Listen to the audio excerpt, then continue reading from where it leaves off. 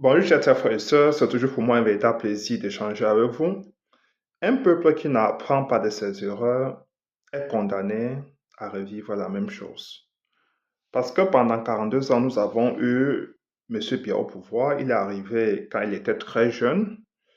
Il avait seulement 49 ans quand il a accédé à la magistrature suprême de notre pays. Mais nous voici 42 ans après, plein de regrets, parce que ça a été un gâchis total, 42 ans perdus pour nous-mêmes, pour nos parents, surtout des jeunes de cette époque-là qui ont vu leur jeunesse être sacrifiée complètement. J'ai toujours eu coutume de dire que la vie des jeunes de 82 euh, a été complètement hypothéquée par le régime de M. Biya.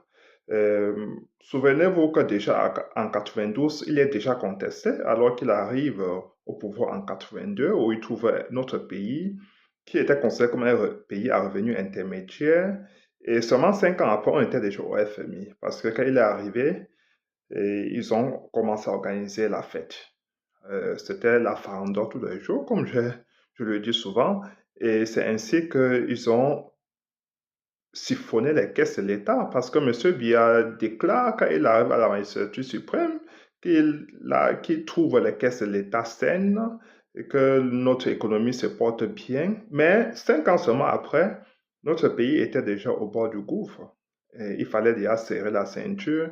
Nous étions déjà au FMI, c'est-à-dire que des bailleurs de fonds qui vont piloter notre économie selon leur propre vision, parce que nous n'avons pas su euh, gérer les ressources de l'État. C'est ça la véritable question. J'en viens à la question de ce soir, chers frères et sœurs. Parce que si nous n'apprenons pas de notre erreur, nous allons avoir quelqu'un qui va arriver au pouvoir pour mettre en place la même politique qui risque encore de s'éterniser au pouvoir aussi longtemps que possible. Nous devons éviter cela. Alors, ce soir, je vais répondre à cette question. Je vais vous donner 5 raisons pour lesquelles M. Biya a échoué. Je ne vais pas m'attarder sur des conjectures ou bien sur des conjonctures internationales parce que tous les pays du monde ont fait face à des conjonctures internationales. Tous les pays de l'Afrique centrale ont fait face au franc CFA, c'est-à-dire la monnaie française que nous utilisons depuis plus de 60 ans. Euh, mais il veut dire que ce soit l'Afrique centrale, que ce soit l'Afrique de l'Ouest, tous ces pays-là, euh, le Ghana pas du tout, le Niger pas du tout, mais il veut dire les pays comme la Côte d'Ivoire et tous ces pays-là, ils utilisent le franc CFA depuis. Alors la question est de savoir, face à toutes ces contraintes internationales dont tout le monde fait face, comment le régime M. Biya a pu gérer notre pays pour l'enfoncer aujourd'hui. Et nous sommes aujourd'hui au bord du précipice. Euh, Qu'est-ce qui s'est passé? Parce que vous voyez, les pays de même taille comme la Côte d'Ivoire ont connu des situations beaucoup plus difficiles. Rappelez-vous que la Côte d'Ivoire a plongé dans une crise post-électorale qui a duré plus de 10 ans. Et avant ça, il y avait eu euh, un coup d'État en Côte d'Ivoire. C'est-à-dire que voilà des gens qui ont connu des crises beaucoup plus euh, profondes, mais qui se trouvent en bonne position aujourd'hui, ont, qui ont pris beaucoup de volume en termes économiques, comme aussi en termes de construction nationale. Ils sont loin devant. Nous avons perdu beaucoup de terrain parce que la Côte d'Ivoire a des autoroutes. Monsieur Biya, en 42 ans de pouvoir, n'a jamais pensé à construire une autoroute au Cameroun. La Côte d'Ivoire a des chemins de fer aux standards internationaux. Monsieur Biya n'a jamais pensé à construire des chemins de fer au Cameroun. Il a trouvé des chemins de fer qu'Ahmadou Ahidjo avait conçus et il a laissé comme ça. Et nous avons été surpris qu'après, les trains tombaient tous les jours, euh, arrachant la vie à de pauvres Camerounais parce que M. Biya était incapable de le faire. Et quand nous regardons de l'autre côté, nous constatons qu'il y a eu des grands ponts ont été lancés en Côte d'Ivoire, les travaux ont été terminés, les projets ont été réalisés sur le terrain. Au Cameroun, c'est complètement le contraire. Quand nous constatons que malgré des gigantesques barrages que M. Biya a conçus, parce que comme il n'y a pas une véritable planification, il a lancé la construction des barrages comme ça là, sans planification, sans vision, sans prévision. Après, bon, nous avons constaté que c'était juste des éléphants blancs. Et ça n'a rien produit du tout. Les, les Camerounais sont toujours dans le noir. Il n'y a pas d'électricité, il n'y a rien du tout. Quand nous constatons qu'après 42 ans, il n'y a pas de l'eau potable, malgré qu'il y ait que Yaoundé, je vais dire tout le sud soit plein que de coups d'eau. Je dis le Cameroun, c'est un pays béni en termes climatiques. Je vais dire que nous avons tout pour être un pays riche. Nous avons des ressources. Quand nous regardons notre situation, il n'y a pas eu de construction de raffinerie au Cameroun. Notre pétrole brut, des hydrocarbures, nos hydrocarbures sont envoyés en Occident. Et c'est quand les Occidentaux les transforment qu'ils nous revendent le carburant à un prix beaucoup plus élevé. Et ils ont je vais dire que leur marge est beaucoup plus élevée, leur valeur ajoutée beaucoup plus élevée, et parce que M. Biya était incapable de construire une raffinerie au Cameroun. Alors, pourquoi il a échoué? Alors, je vais vous dire ceci, chers frères et sœurs, il y a des fardeaux qui nous dépassent parfois.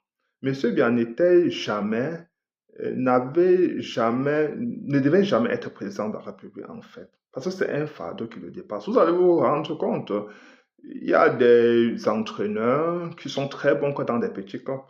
C'est-à-dire qu'ils s'entraînent bien, mais si tu les mets dans des clubs comme le Real Madrid ou bien d'autres grands clubs du monde, ils ne vont pas performer. Ils ne vont pas produire de grands résultats. C'est-à-dire que M. Biya n'avait jamais eu pour vocation de devenir président de la République. Donc ça, c'est déjà un premier élément que je vais vous dire que on a placé M. Biya au pouvoir, qui était très jeune à l'époque. C'est pour ça qu'on dit souvent que la jeunesse n'est pas un projet politique. Il était très jeune, mais il était un homme sans vision et sans ambition. Rappelez-vous que sous d'autres cieux, partout ailleurs, ceux qui deviennent présidents de la République, ce sont ceux qui sont connus du public. Mais ceux qui ont été connus des personnes, même pas dans sa région natale. Il n'a jamais battu campagne. Il n'a jamais travaillé sur un projet de gouvernance. C'est-à-dire que c'est un jeune qui arrive au pouvoir, il est nommé. C'est-à-dire contre la Constitution, il est nommé par Amadou Ahidjo comme président de la République. Et il a considéré le pouvoir comme un endroit où où il devait s'épanouir, euh, bénéficier des ressources de l'État, des prérogatives et tout ça, sans savoir que être président de la République, ça veut dire se mettre au service de son pays et au service de ses citoyens, de ses compatriotes. Je veux dire, donc, il n'a pas compris ça. Donc, ça veut dire qu'il n'avait pas de vision, il avait une vision rabougrie et étriquée de notre pays, alors que celui qui lui donne le pouvoir, Amadou Ahidjo, avait une vision beaucoup plus grande de notre pays. Amadou Ahidjo rêvait d'un Cameroun qui devait très rapidement dominer l'Afrique. Amadou Ahidjo voulait que le Cameroun soit la première puissance africaine. Ça, c'était la vision d'Amadou Ahidjo. Bien qu'il n'avait pas fait de grandes études, mais il avait, je vais dire, cette ambition-là de faire du Cameroun la première puissance africaine. Mais il a donné le pouvoir à quelqu'un qui n'avait jamais pensé être président de la République, qui n'a jamais eu de vision pour notre pays. Il y a des gens ici, dans ce monde, que la richesse leur surprend. Les surprend. Je veux dire que bien qu'ils soient riches, ils se comportent toujours comme des villageois parce qu'ils n'ont jamais su qu'ils pouvaient être riches. Donc, le pouvoir a surpris M. Biya, en fait. C'est ça la vérité. Donc, parce que quand tu fais campagne comme le professeur Moscanto, tu travailles sur un projet de gouvernance, tu penses ton pays dans ta tête. Ça veut dire que tu te projettes, tu dis que je voudrais que mon pays devienne la première puissance économique. Je voudrais que mon pays s'épanouisse davantage, que mes compatriotes aient accès à des produits de première nécessité. C'est-à-dire que tu travailles ta matière grise. Tu penses ton pays, penser avec eux. Donc, tu penses ton pays et c'est ainsi que quand tu prends le pouvoir, tu sais déjà quoi faire. Tu ne tâtonnes plus. Donc ça, c'était un premier élément. Jeune président sans ambition et sans vision pour notre pays. Le deuxième élément, c'est très simple, c'est que M. Biya arrive au pouvoir sans jamais avoir véritablement travaillé. Je m'excuse, hein, mais je veux dire que tous ceux qui ont seulement travaillé dans la fonction publique, qui n'ont jamais travaillé je veux dire, dans le privé, où la compétition est rude, où il y a beaucoup d'aléas, où c'est beaucoup plus compliqué. Souvent, il faut faire très attention quand on prend de telles personnes pour travailler au sommet de l'État. Parce que quand vous êtes assis sur une chaise où vous ne subissez aucune pression, ça devient très compliqué parce que M. Biya au pouvoir, mais il est reçu dans toutes les régions de notre pays en grand pompe, hein, sur tapis rouge. Mais qui le connaissait? Il n'avait véritablement jamais travaillé. Il était fonctionnaire, oui, fonctionnaire, mais sans pression, parce qu'on connaît comment les fonctionnaires chez nous fonctionnent. Ils ne subissent aucune pression. Déjà qu'Amadou Ahidjo ne se considérait pas, il se considère aussi comme un roi, comme un dictateur, parce que mais il travaillait quand même. Il avait un idéal pour son pays. Amadou Ahidjo avait un idéal pour son pays. Même s'il avait une politique dictatoriale, mais c'était un dictateur qui travaillait bien. Donc, c'est ça toute la différence. Alors, ça veut dire qu'on l'avait déjà vu à l'œuvre. C'est pour ça qu'il dit qu'aujourd'hui, on fait confiance au professeur Moïse Kamto parce qu'on l'a déjà vu à l'étrier, à l'œuvre. On l'a déjà vu travailler. Sa carrière professionnelle est connue de tous. C'est la raison pour laquelle je dis ici au Cameroun de faire très attention. Ne donnez pas le pouvoir à quelqu'un qui n'a jamais travaillé, ni pour soi-même, ni pour son pays, et qui euh, prétend aujourd'hui de vouloir diriger 35 millions de Camerounais alors que sa propre vie n'est pas bien gérée. Donc, mettons notre pays dans des mains des gens qui ont déjà géré quelque chose, on a vu. C'est-à-dire qu'il y a des preuves matérielles. Ce sont des preuves avérées. Je veux dire que des compétences avérées. Il faut donner le pays à quelqu'un, mettre le pays dans les mains de quelqu'un qui a déjà travaillé. Pas des incantations, hein. Non, non, non, non, non. Quelqu'un qui a déjà travaillé. Donc, c'est pour ça qu'il dit que j'élimine tous ceux-là qui prétendent aujourd'hui qu'ils veulent être président de la République, que chacun veut être président de la République, alors qu'ils n'ont pas encore même pu gérer leur propre vie, alors qu'ils sont encore en location. Non, non, non. On ne peut plus commettre les mêmes erreurs. Monsieur qui arrive au pouvoir, il n'avait pas travaillé vraiment. Il avait grimpé les échelons jusqu'à être Premier ministre, mais nous savons comment dans l'administration ça fonctionne. Ce n'est pas toujours celui qui est performant qui grimpe. Nous savons comment ça fonctionne. Donc, on dit souvent que c'était quelqu'un à travers lequel il y avait beaucoup de consensus, je vais dire, de M. Biya, c'est-à-dire que quelqu'un qui n'était pas clivant, on dit-on, j'ai entendu ça, donc il y avait, c'est ça qui a poussé Amadou Ahidjo à le nommer, mais je sais que les gens vont faire je ne veux pas faire des analyses approfondies dans le sens où on dit que c'est la France-Afrique qui l'a mis au pouvoir. Je ne suis pas là et je ne suis pas là pour parler de la nomination de M. Biya. Je ne suis pas là pour étudier les raisons qui l'amènent au pouvoir. Je suis ici pour dire à nos compatriotes pourquoi M. Biya a échoué. Donc, la deuxième raison, comme je vous ai dit tantôt, c'est qu'il n'avait jamais véritablement travaillé.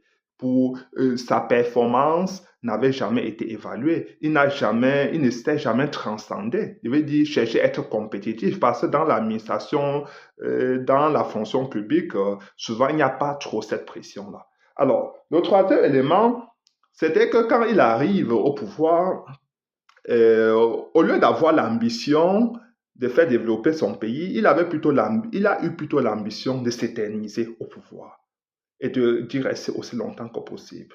Et quand vous avez euh, vous mettez, je vous dis que si vous avez cela comme projet, bien évidemment que vous allez mettre en place tous les leviers pour y rester au pouvoir aussi longtemps que possible.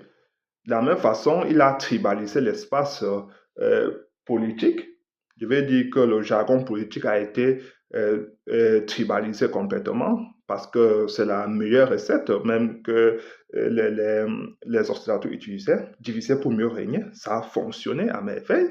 Il a laissé la corruption gangréner parce que, vous savez, vous allez vous en rendre compte, mais cela est fait à dessein. Monsieur Biya, même quand il y avait des preuves réunies, sur quelqu'un, de lui, des preuves de détournement de fonds publics d'un de ses ministres, il ne le sanctionnait pas. Il laissait toujours ce ministre-là en place. Parfois même, ce ministre-là était promu.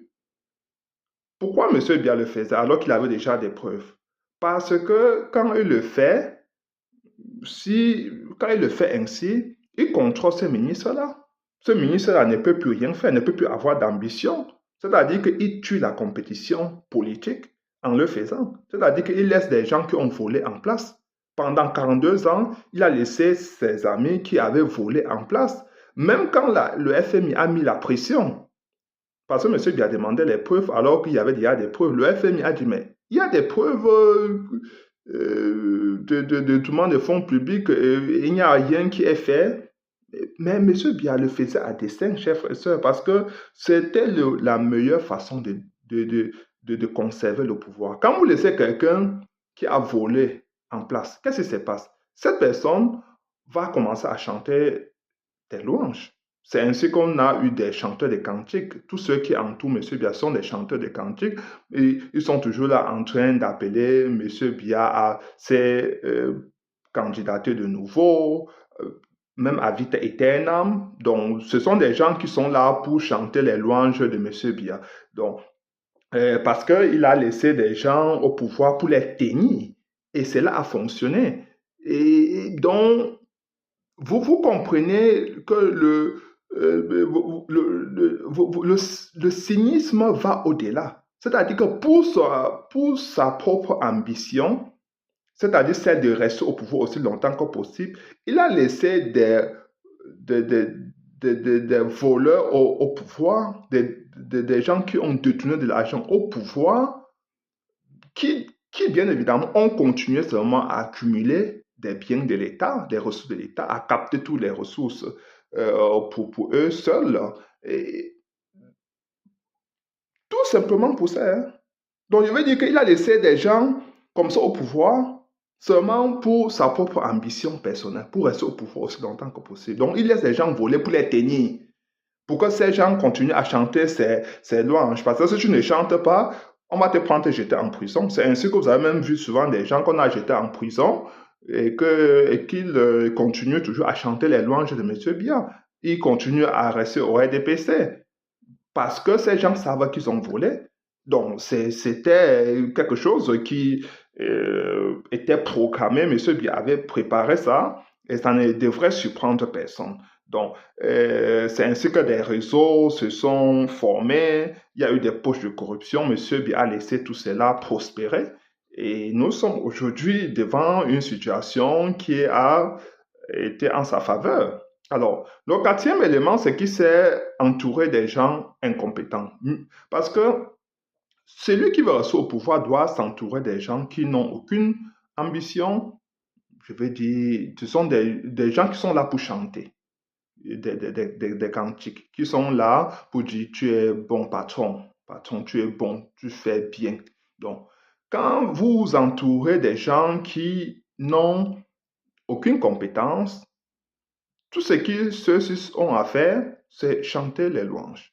Donc, parce que il a toujours eu peur de la compétition.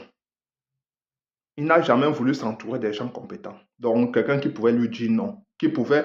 Parce qu'on dit s'entourer des gens, il parle des ministres, même de ses propres conseillers, parce que il n'écoute que lui-même.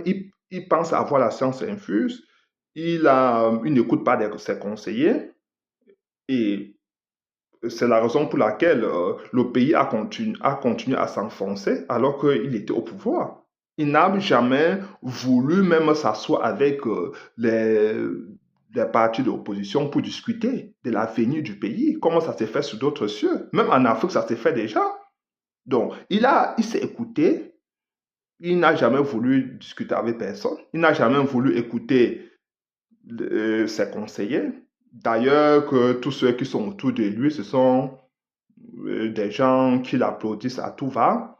Et ils applaudissent même quand il fait mal. Il est le premier en tout. Sauf quand il y a échec. On dit que le premier sportif, quand les Lions remportent un trophée, alors que quand les Lions perdent, on ne dit plus qu'il est le premier sportif et ça finit là. Donc, aujourd'hui, on va dire qu'il est le premier en quoi? Je veux dire que s'il y a l'échec, le sous-développement au Cameroun, il est le premier en ça. C'est lui qui a enfoncé notre pays, là où nous nous trouvons.